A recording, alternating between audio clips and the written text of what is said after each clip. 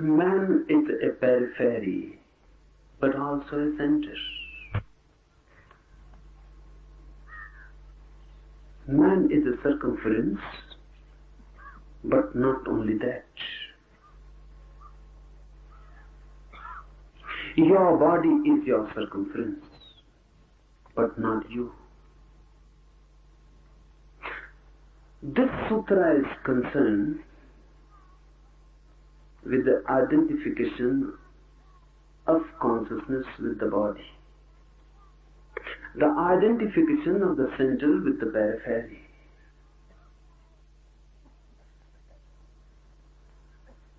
The body is just your abode, just a house, not even a home, just a house. You are in it, but you are not it. But the mind believes itself to be the body. That is known as adhyatam, illusion, projection. Why this mind takes body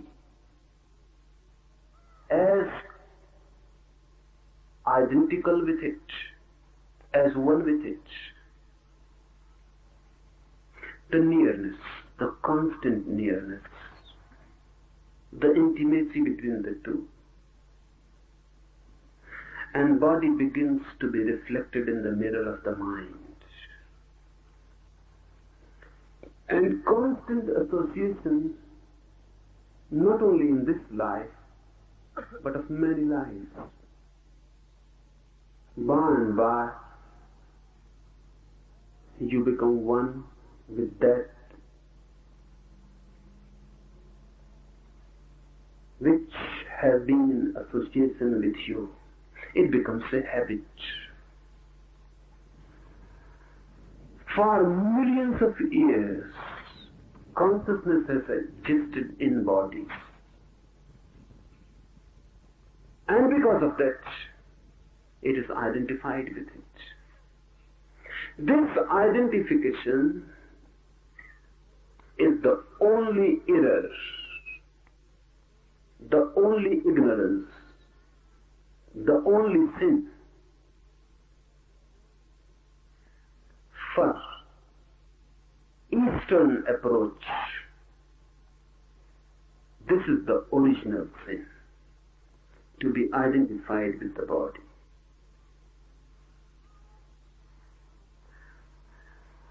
How to be non-identified again? How to become aware that you are not your body, you are not your mind? How to go in and find out the forgotten center?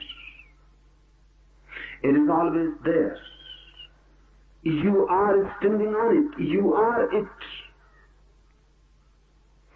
But your eyes, your senses have taken you far away. You have gone on a journey. This journey is very miraculous. It is like a dream journey. You sleep in Mount Abu, and in the night you dream you are in London, or in New York, or in Calcutta. You have gone on a journey in the mind. The journey appears to be actual, real. You cannot remember in your dream that this is a dream. The moment you remember this is a dream, the dream will be broken. This is the basic condition in the dream, that you should not remember it as a dream. The dream must be taken as reality, only then the dream can continue. That's the basic condition. The dream must appear as real, otherwise it is broken. So in the night when you dream, the dream appears not only real, really more than real. The real life seems pale before it. It is more colorful, more intense, more alive. You can go on a journey in the dream and still you continue to be here in Mount Abu. In reality, you remain in the Mount Abu, but in dream you have moved. Nothing has moved, only the mind has moved. The whole world for Eastern mind is just a dream journey. You go on moving. You remain constantly at the center, but you go on moving to the periphery, to the circumference. You look at some face, beautiful, some body, proportionate. It appeals. The mind has moved. No, you are not at your center. You are not at your home. You have gone away. Now you will follow. Your mind will move. Any desire is a movement. Any motivation is a movement. Movement of the mind. You see a beautiful car, or you see a rich palace, and the mind starts desiring. You start moving. You remain at the center, but the mind is not there. You have forgotten the center. Now the mind is attached with the objects of desire. Those objects or desires become your clinging. That's why mind goes on and on, out and out. And you are at the center. This creates a division. This divides you into two. And because you never return to the center, you never go back to it, ultimately you forget that you have a center. More civilized, more cultured, educated, the world becomes more centerless. Everyone is just a circumference. The master is missing. The house is there. The center is not there. And even if you try to reach the center, you cannot reach it because you don't know how to reach it. And the ways and the means you try to reach it really are not means and ways. They are the barriers. Because you try to reach the center in the same way as you try to reach the circumference. You know only one way. How to move to the circumference. How to desire. You desire for riches. You desire for power. You desire for sex. You desire for so many things. The mechanism of desire is you desire for something which you have not. You desire for something which can become possible only in the future, never in the present. Desire is meaningful only in reference to the future. You cannot desire immediately here and now. You will need time. Desire needs time to move. So you desire for the tomorrow. You said tomorrow or in the next life, this will happen. This I would like to happen. I hope for this. Desire is basically future-oriented. And desire means something which you don't have.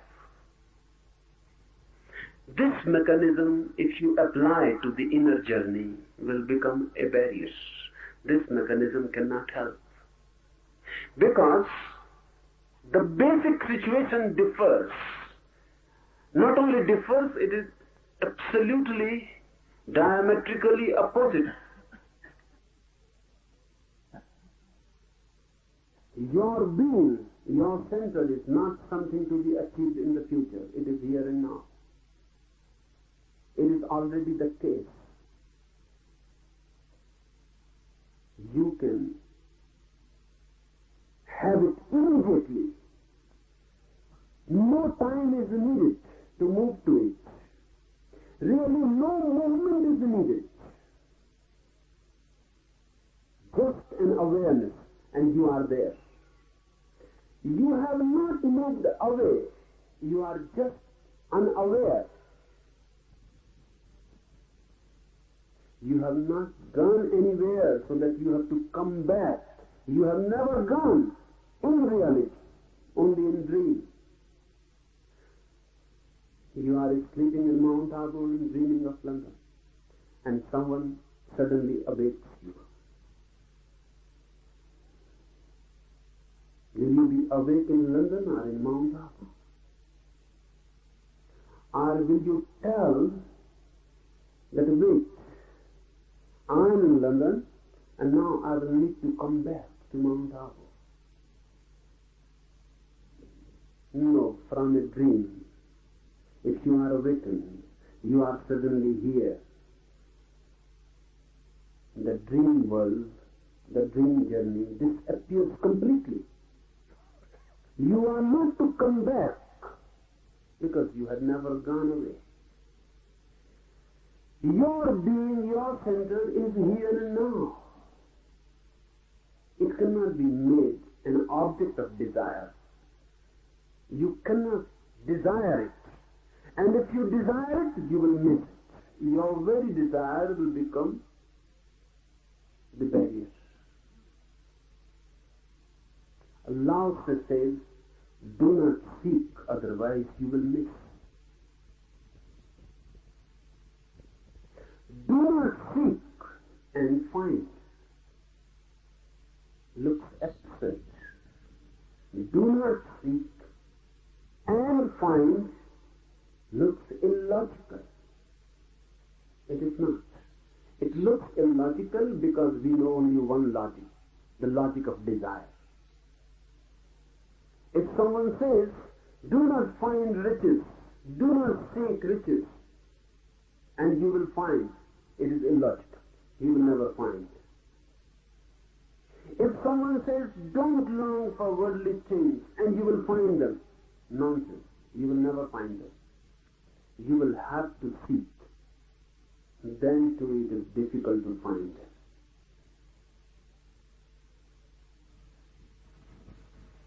But it is not illogical for the inner journey. Note it, understand it deeply. The inner journey is just the reverse. From center to periphery, this is the way. Create an object of desire and then move towards it. Just the reverse is the way which goes in. Don't create any object of desire. And don't move. And you will reach it. Because you are already there. Any movement, anywhere, and you will miss your center. No movement, and you are there, suddenly awakened. But because we know only one logic, one method to reach a certain thing, we go on applying it towards the inner journey. That creates hindrances. They are self-created. Nothing is to be done to reach the center. I repeat, nothing is to be done to reach the center. It is there. If you can be in a non-doing moment, you will find it. Us, we can say it, non-doing is the doing for the inner center. Non-desiring is the way for the inner center. Just being,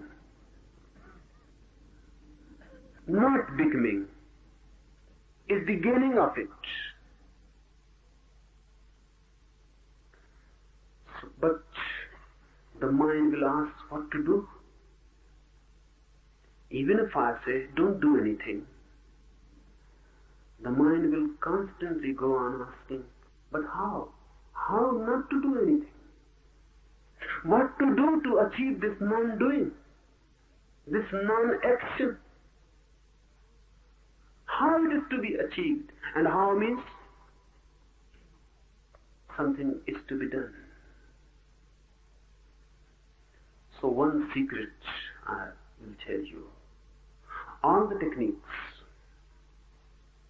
of meditation, the one which we will be doing just after the talk,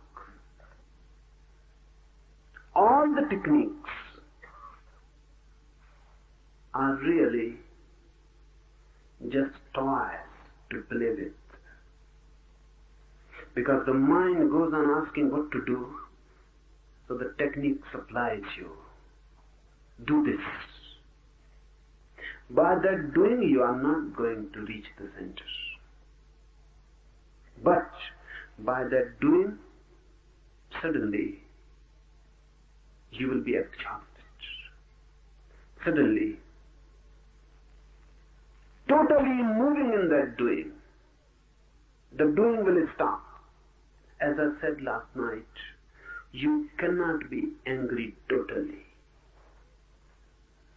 If you try to be totally in anger, anger will disappear and compassion will arise.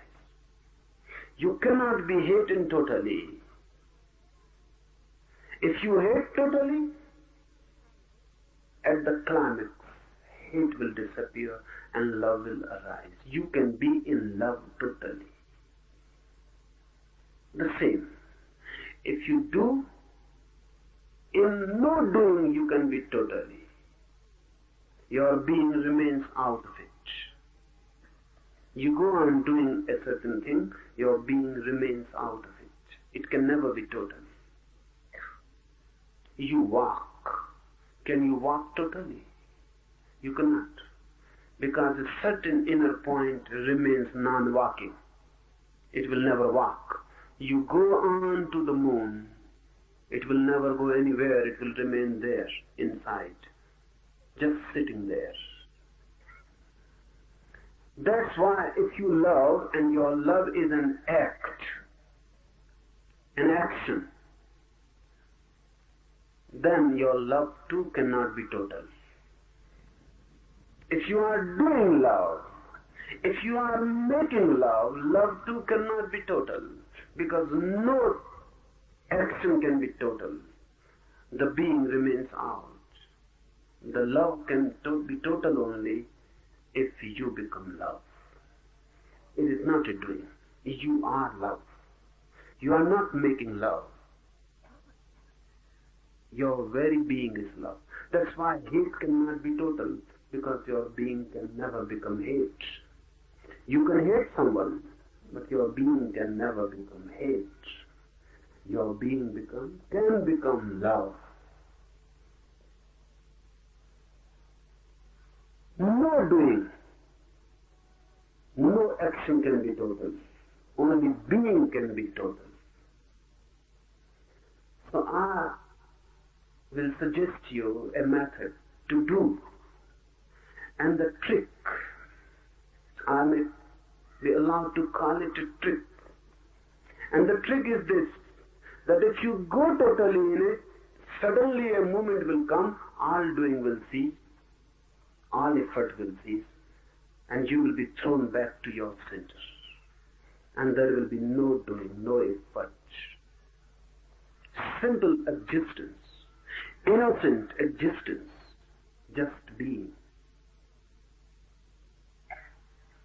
Tanka, one Zen master, was standing on a hill, just standing. 3 persons were walking, just taking a morning walk. So they started talking about Tanka, what he is doing there. The first one said, sometimes he goes there to find out his cow. The cow, it seems, didn't return in the night back. So he has gone there and he's just looking from a high point where the cow is. But the second one says, this seems not right. Because Tanka is just standing without moving. If he was searching something, he must move. His face seems fixed. And even from this faraway point, we can infer his eyes are closed. The second one said, I propose another hypothesis. He is not looking for his cow.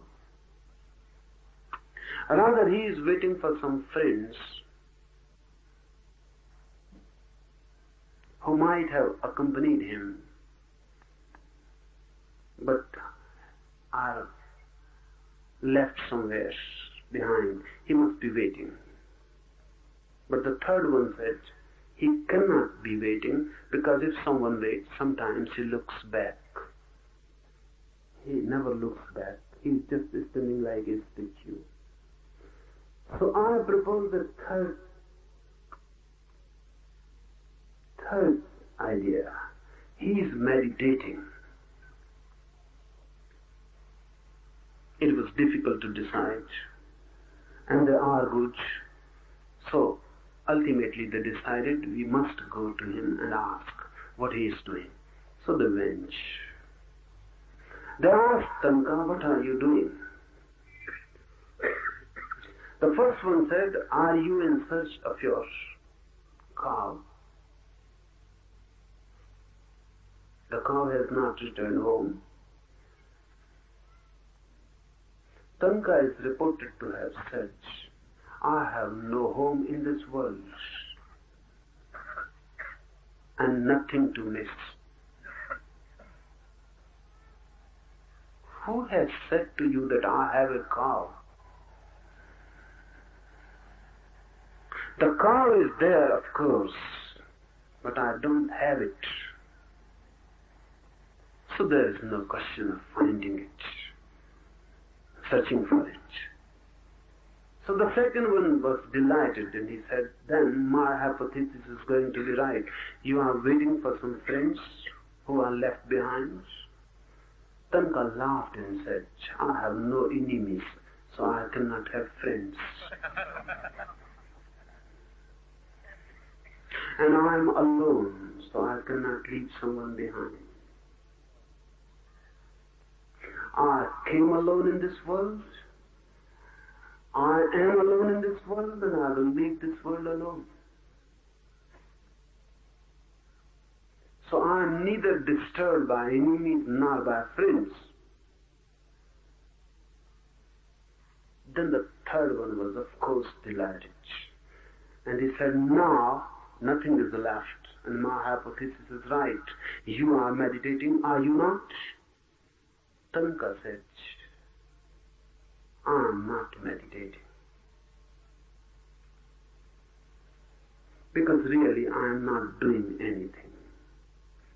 I am just standing. I am. I am existing, not doing anything. But this is meditation. Meditation is not doing something. but you cannot take a jump immediately into non-doing. So I suggest, make your doing total. Move into it so deeply and so totally that suddenly the doing drops. And you are alone left, just existing, just like a tree. Of course aware, but just like a tree, just like a flower, aware, but just like a flower existing, just like a stream flowing, aware, but just like a stream. No mind, just you alone, no thoughts. When there are no thoughts, you cannot move from the center. You move through thoughts. Thoughts are the ways towards the periphery, and no thought is dropping back to the center. Now, I will tell you something about the technique we are going to use. 4 steps. First step, 10 minutes fast, chaotic breathing with no system. This is not a yoga exercise. Chaotic, anarchic. Why? Because if you use any systematic breathing, any rhythm, the mind can control it. Mind can control any system. Mind is the great systematizer. So we are here to break the systems, the system of the mind. So breathe chaotically like a madman. Fast. Take the breath in as much as you can and throw it out. Take it in and throw it out. Fast with no rhythm. So that mind is just socked. And breathing is a great device to sock the mind. You must remember that with every emotion, breathing changes. And every emotion has its own system of breathing. When you are in love, breathing is relaxed. When you are angry, breathing can never be relaxed. When you hate someone, breathing is different. When you are in compassion, breathing is different. When you are at ease, breathing is so silent that you cannot even feel it. When you are tense, breathing cannot be silent. You can feel it. This chaotic breathing belongs to no emotion. So simply by doing it, you transcend emotions and the mechanism of the mind. And the mind is just thrown off. It cannot continue. 10 minutes mad, fast breathing. Second step is a deep catharsis. You have to throw yourself out. The mind has to be thrown out. Laugh, but madly. Totally. Cry, weep, whatsoever comes to your mind. But madly. Jump, dance, do whatsoever comes to you. And if nothing is coming, then too, try something. Because mind is a long suppression. So sometimes you feel nothing is coming. Start. Choose anything. Laugh, cry, scream, jump, dance. But do something. Don't just stand there. Do something. And whatsoever you are doing it, do it exaggeratedly. The second step, you must throw your whole civilization, the whole culture. Just be like children, with no fear, the fear of the others. Your eyes are to be closed. You have to use a blindfold. In the third, when all the nonsense that is suppressed is thrown out, when all the madness is thrown out, you have to use a mantra. The mantra is the sound of who. Who. Meaningless. It is just a sound with no meaning attached to it. Just who. It is not WHO. It is HOO. Who. Loudly you have to make it and dance with it and move it in totally so that you are adjusted completely. And in the fourth step, you are not to do anything. You are just to fall down and be as if dead.